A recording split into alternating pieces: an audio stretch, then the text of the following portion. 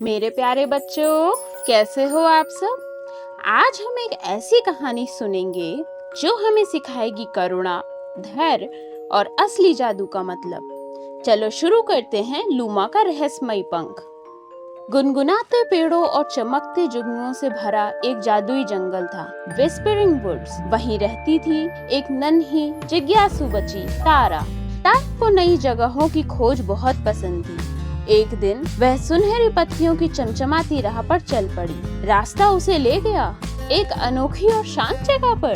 वहाँ एक रजत पंख हवा में झिलमिला रहा था, जैसे किसी अदृश्य धागे से बंधा हो। पास में एक चमकीली पर्ची रखी थी। केवल दयालु हृदय वाले ही लूमा का पंख उठा सके हैं। तारा ने सोचा, क्या ये सचमुच जादुई है? उसके मन में थोड़ी उत्सुकता और थोड़ा डर था। फिर उसने धीरे से उठा लिया। पंख छूते ही पूरा जंगल कांपने लगा। पेड़ ऊंचे हो गए और परछाइयां अचानक लंबी और हिलने लगी।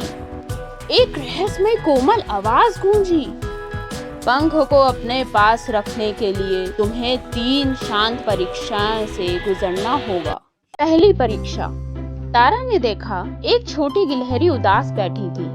उसका पसंदीदा मेवा पत्थर पर गिरकर टूट गया था। तारा चुपचाप बैठी और प्यार से उसकी मदद की। टूटे मेवे को सहारा दिया। गिलहरी ने खुशी से एक चमकता बादाम उसे भेंट में दिया।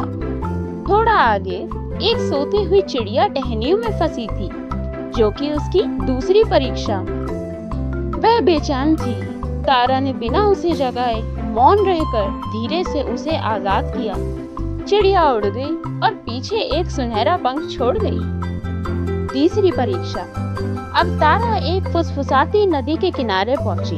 नदी ने फुसफुसाते हुए कहा, ध्यान से पार करो, जरा भी जल्दबाजी की तो रास्ता भटक जाओगी।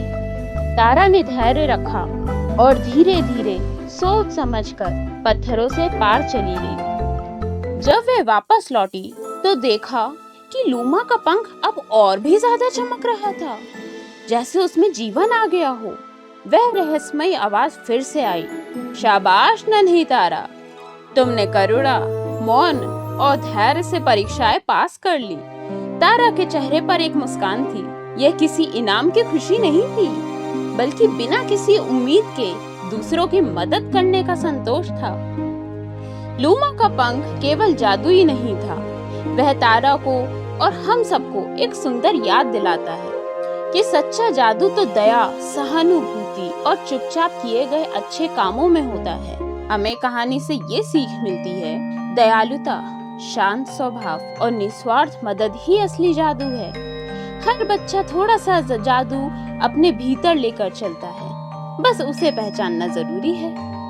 सीख मिलती है हर कहानी से, बस देखनी होती है दिल से।